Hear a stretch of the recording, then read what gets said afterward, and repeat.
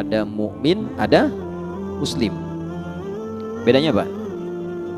Kalau muslim itu orang yang secara formal telah masuk Islam, ditandai dengan pengucapan kalimat syahadatin, asyhadu an la ilaha illallah wa anna muhammadan rasulullah. Kalau sudah mengucapkan syahadat artinya muslim.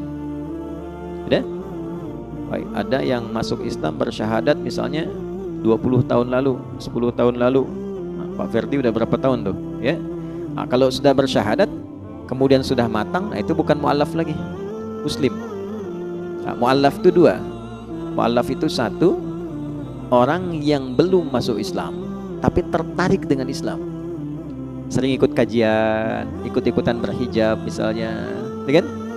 Kemudian nanya-nanya tentang Islam. Nah, dia boleh disupport dengan bagian dari zakat, tidak harus uang bentuknya.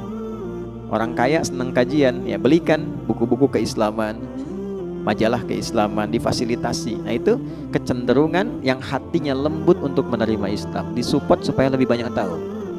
Yang kedua, sudah masuk Islam tapi kondisinya masih lemah dalam kondisi untuk mendapatkan dukungan. Seringkali misalnya terpisah dari keluarga, dapat tekanan dan sebagainya. Maka golongan muslim yang lain diperintahkan oleh Allah untuk mensupport itu supaya merasakan ketentraman dalam keislamannya, termasuk di bab harta. Maka muncul skema zakat di situ, wal muallafati qulubuhum, ya kan? Golongan keempat di Quran surah ke-9 ayat ke-60 dari 8 golongan penerima zakat. Nah, sedangkan mukmin, orang yang sudah formal masuk Islam dan menjadikan formalitas pengucapan syahadatnya bersemayam dalam jiwanya. Ya, bahasa singkatnya gini kalau terlalu dalam tuh. Kalau mau jadi muslim, Islam, ucapkan asyhadu an la ilaha illallah wa anna muhammadan rasulullah. Diucapkan tuh pakai apa? Pakai lisan. Okay? Nah, nanti yang diucapkan di lisan itu muslim. Kalau sampai ke dalam hati, dihayati, dipahami, jadi komitmen. Beda, kalau sampai ke hati itu lain rasanya.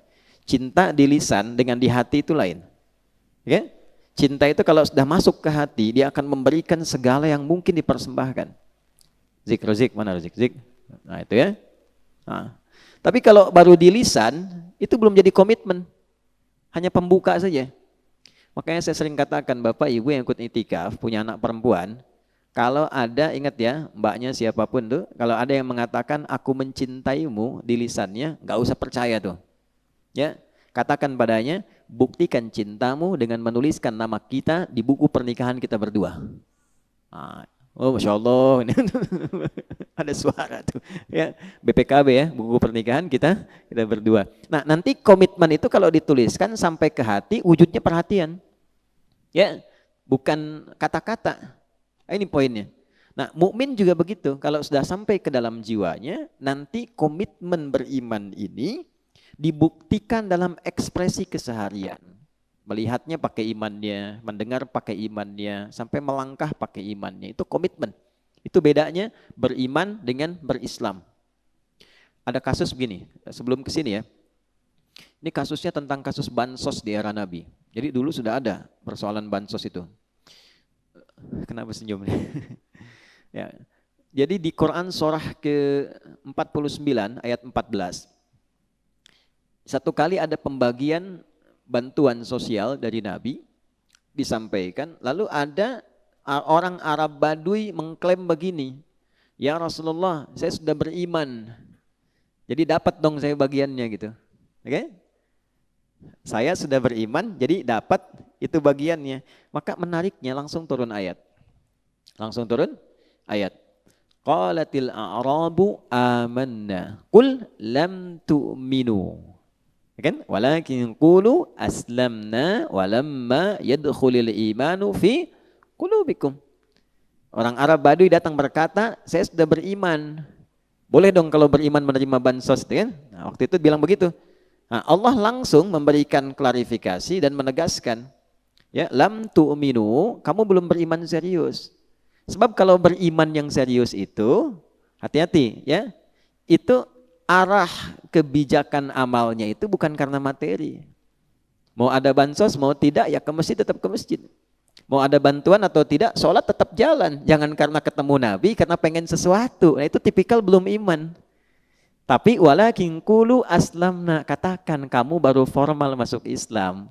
Walamma yadkhulul imanu fi qulubikum, sedangkan imanmu itu belum sampai ke dalam jiwa.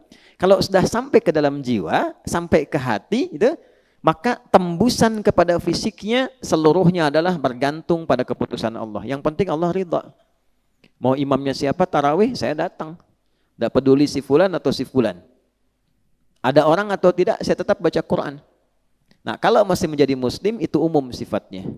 Maka dari itu, dalam konteks belajar pun, ini yang saya maksudkan, ya, tipikal orang beriman, sekali lagi, memulai sesuatu dengan menambahkan pengetahuan terlebih dahulu. Itu kesimpulan yang pertama.